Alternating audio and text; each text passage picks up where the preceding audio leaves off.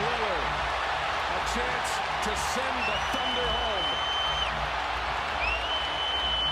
Lillard, long-range three.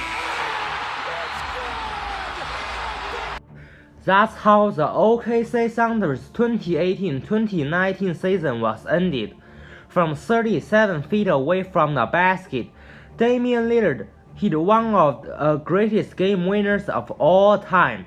Even though Paul George tried as hard as he can to contest that shot, Damian Lillard still found a way to put the ball in the basket. The fact that Damian Lillard waved goodbye to the OKC bench after knocking down that iconic buzzer beater is really ironic because the Oklahoma City Thunder was favored to win the series. 3 years has passed and a lot of things has changed. Russell Westbrook went from being a guy that was best at scoring to a triple-double machine, or in some people's eyes, a stat padder. Paul George went from being a guy that get compared to Jimmy Butler every day to an MVP candidate. Sam Presti traded Carmelo Anthony for Dennis Schroeder and signed Nerlens Noel to be the backup center. But there's one thing that has not changed, and that is the way they lost in the postseason. The Oklahoma City Thunder has been eliminated in the first round for 3 years in a row, and they have never won more than 2 games in the playoffs since 2016. They won 47 games and lost to the Houston Rockets in the first round in 2017. I told myself that it's okay because I witnessed Russell Westbrook averaging a 30-point triple-double, and our poor supporting cast was the reason we lost.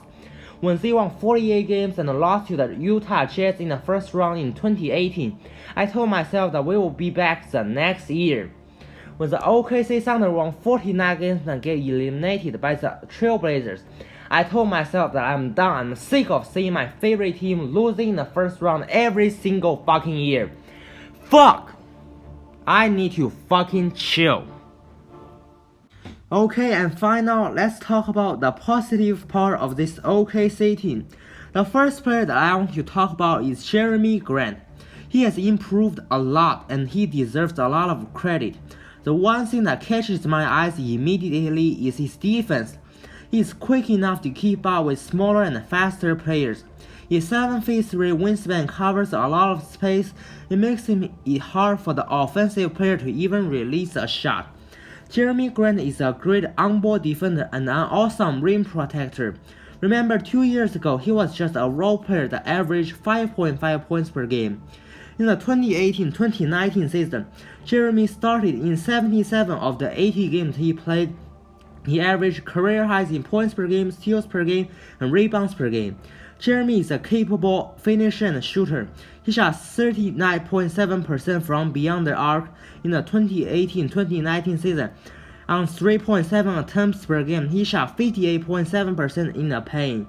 Jeremy Grant is already a starting caliber player, but he still needs some improvement this summer.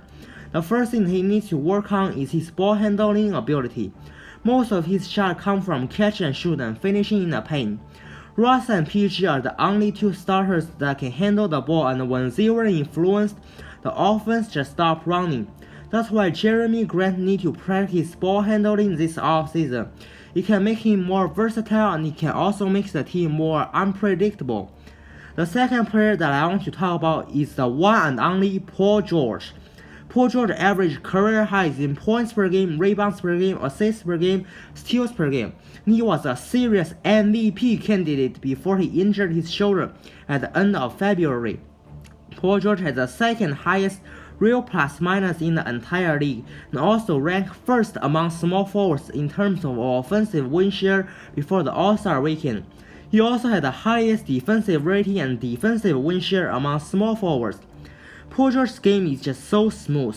Before he injured his shoulder, he was a superstar. He can use his nasty handle to create space for himself. When he pulls out for 3, you know you cannot stop him. George can also score without needing ball in his hands. He can shoot, he can handle the ball, he can finish. Paul George can drop 30 points every single night while playing defense at an elite level. The growth of both Paul George and Jeremy Grant show this season should make Thunder fans that feel depressed a lot happier. Then let's take a look at the negative part of the team. We should shed some light on the elephant in the room, Russell Westbrook.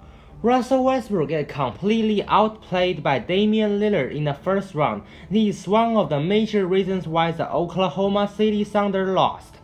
How can you beat your opponent when your leader and franchise player shot 36% from the field and 32% from beyond the arc? Shooting has never been Russell Westbrook's strength, and this year it looks like shooting is his biggest weakness. But the problem with Russell Westbrook's game is that he would not stop shooting. In the regular season, Russell did take a step back. His usage rate dipped and he let PG take control. The way he played in the regular makes you feel like he has finally evolved and his basketball IQ is higher. But in the playoffs, Russell Westbrook reverted to those old bad habits. Russell Westbrook goes hard and he's extremely aggressive, but sometimes he's way too passionate and it makes him out of control. He sometimes takes 4 shots in a row and miss all of them. He ignores the fact that there are still 12 seconds remaining on the clock and drives in to miss a layup. In Game 4, Russell Westbrook shot 5 for 21 from the field and scored only 1 point in the second half. He kept shooting and kept missing. When I've watched Russ play, I'm wowed at the effort and the energy that he puts into the game, said former NBA center Brendan Haywood, now an analyst for NBA radio and NBA TV. But I think there's another step, there's another layer that he needs to go to, and that is thinking the game, understanding that it's not just go hard, play aggressive, play with a chip on my shoulder. I completely agree with what Brendan Haywood said. When you are only shooting 29% from beyond the arc, attempting 6 threes per game would be unacceptable. Russell Westbrook also needs to refine his jumper this summer.